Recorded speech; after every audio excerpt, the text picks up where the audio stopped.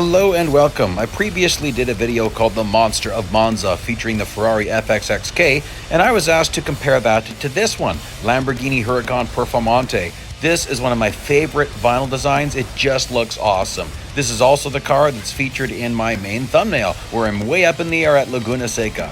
It is 25% bonus fame day. I have hired the crew, as you can see. All of my assists are off.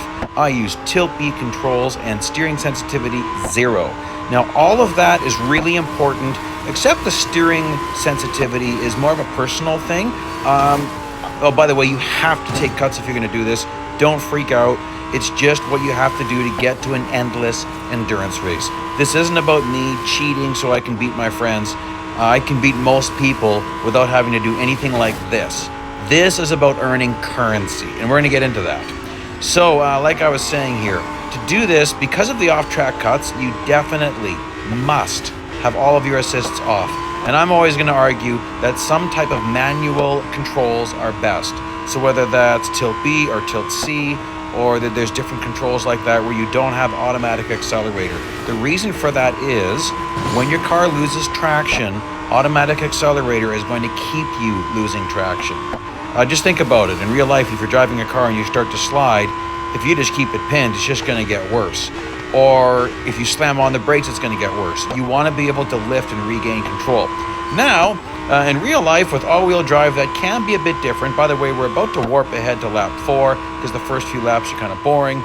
Believe it or not, with all-wheel drive, sometimes if your back end starts coming around on you, if you add a bit more power, it actually can correct the skid.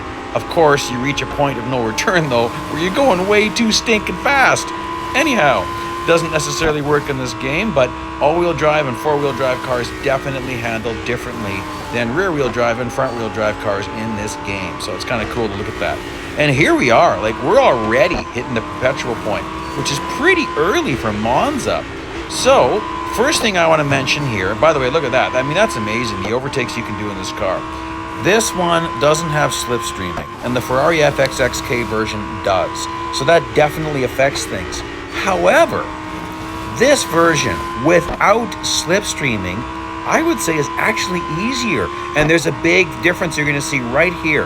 If you watch the video I'm talking about, which I will link at the end, parabolica was a big problem in the FXXK. I could never catch anybody. Like, they'd be way driving off. Look at this. I gained on this guy. Now, if you're not familiar with this, every single car after the perpetual point, after passing 42 cars, which I didn't mention yet, every single car is faster than a fully upgraded car. So that's why you got to do crazy stuff like that. But you'll notice, like, see, watch this. So far I'm not damaged, and he's driving away on me. Shouldn't be, of course, because I was gaining. Suddenly I'm falling back. So obviously he's faster than fully upgraded. And then things like that can happen. No front damage. If you're going fast enough, you actually get rear damage from a big head-on collision. Notice my back window, it's all cracked. Isn't that funny?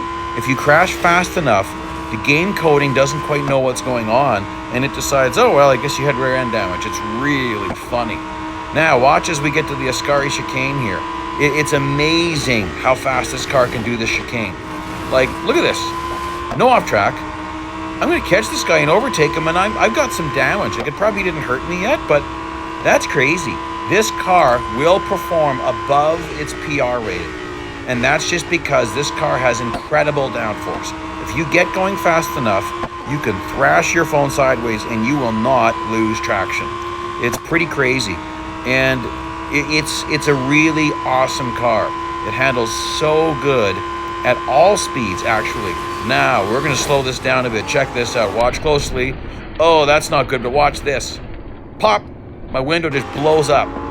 And I've got front damage. Like, you're never going to be able to hit a bot without consequences. So, most likely that's maximum damage already. And I'm pretty early in this race. But you know what? Let's just keep going. So, I want it to be noted, take note, this will definitely affect my earnings. Because I'm not driving as fast as I could have been if I had no damage at all. So that's going to lower my earnings abilities a bit. But I'm going to let this go on so you guys can see. Like, look at my clock. Major crash. I'm at 80 seconds, 70 seconds, like near the end of a lap. And look at this, Ascari chicane. I take one guy. I'm going to get this guy. Did you see? Did you look up ahead there? the bots are suddenly closer together. So let's see though, that happens when you run fast back-to-back lap times like I was doing before I get damaged. So pay attention as we warp ahead more, see if this continues. Or if I'm gonna start to fall behind. Like look, I'm gonna fill my timer. I'm pretty sure it's 28 seconds of this track. So yep, full timer. So I just need to do a nice clean cut here. And let's just see here. Ooh! I dug into the wall way too much. You don't want to hit the wall as hard as I did there. You don't want your front end to dig in. You really just want your back end to be clipping the wall, not your front end. So that's a major problem. Okay, check this out coming out of this. Look at that. That's a pretty big jump. I slowed it down. We were going quarter speed, 0.25 regular speed. But still, look at my timer, 83 seconds. This corner you can take so stinking fast. Like, that's crazy that I overtook him that fast. And I get 2. I smashed him just to make sure he was going to get out of the gas. Like, this is crazy. So, honestly, this is more fun than the Ferrari FXXK. This car handles better. I like this car better. There's better earnings out of the FXXK, but this car just handles better. That FXXK always feels like, if you're not careful, she's going to snap loose on you, and it just happens. Whereas this car, it's glued. It's just, you get going, the faster you get, the more it's glued to the track. Really enjoyable car to drive. There's just not really any really high-paying races in this. Ooh, that was beautiful cut. Whenever this car is in the weekly time trial tournament or online multiplayer, it's a monster. Like, this car was beating the FXXK in a recent time trial, which is very surprising. In fact, I did a video about that, where I had set a good time in the FXXK. Then I had to approach that track, it was Mount Panorama. I had to approach it completely different, like 100% night and day different approach for this car at Mount Panorama versus the FXXK. It was really bizarre. Some braking points were way deeper, some where I had to go way back, and they're totally different cars. And what I want to say about that is, kudos to Real Racing 3. Like, to have cars handling that vastly different. I mean, night and day different, guys. It was very surprising to me. So again, a link to that's at the end. It's a really interesting video. I discuss some of that, the differences between the two cars, and I show myself beating myself, which is just, again, I mean, wow, really fun car at Mount Panorama. Now, we're gonna go to 100 kilometers, and then I'm gonna do what I've done in the past. Oh, check this out. This is nasty. I recover really well though, like I lost a lot of speed, but that's a good recovery. So a lot of that is, gotta think fast. If you know you're gonna hit a wall, throw yourself sideways and bounce off the wall. So look at this. Like, that's crazy how fast you can take that. Oh, remember what I was saying about the bots? Look at this. Look how tightly spaced they are. Look at my timer. I have maximum damage. Like, I shouldn't be able to do this, but look at this. I'm taking these guys left and right. I'm driving, I'm passing like these guys are not even driving faster cars than me. Bots are bad in the corners. And this car in particular, they do not optimize it. Ooh, I didn't mean to go off track there. Ooh, didn't mean to hit him. They do not make good use of progressive downforce. That's what I'm going to call it. Because this game gives these cars a fixed grip rating. I would say this car has more grip than what it shows you. This has progressive downforce, and bots do not adapt to it. We can. Bots don't.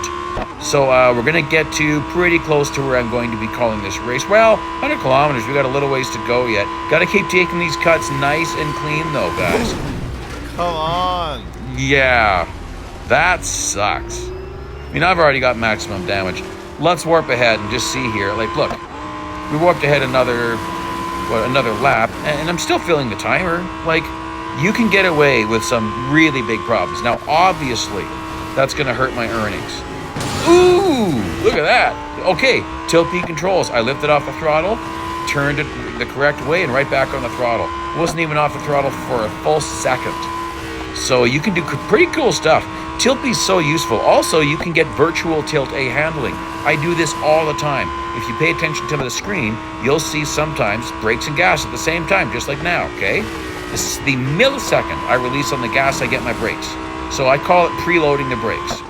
And it works really, really, really, really good. Because the nice thing about tilt A is boom, instant brakes. And no problem, you can have that in tilt B as well. So I do both. So we do freeze frame at 100 clicks, and then I go back and I end the race right there. But this is how I give you the most accurate numbers I can give you. So you know if you want to drive 200 kilometers, you just double this. Here's the freeze frame I talked about, and let's get to the final numbers. Actual race time, 21 minutes, 48 seconds. So I'll give you the numbers as they are, and then with all that subtracted, I got 2166 frame per minute as it is, but the base mount is 866.5. I got more in the FXXK, 946. Please like, please subscribe. Here's the other videos. Thanks so much for joining me today. Bye-bye now.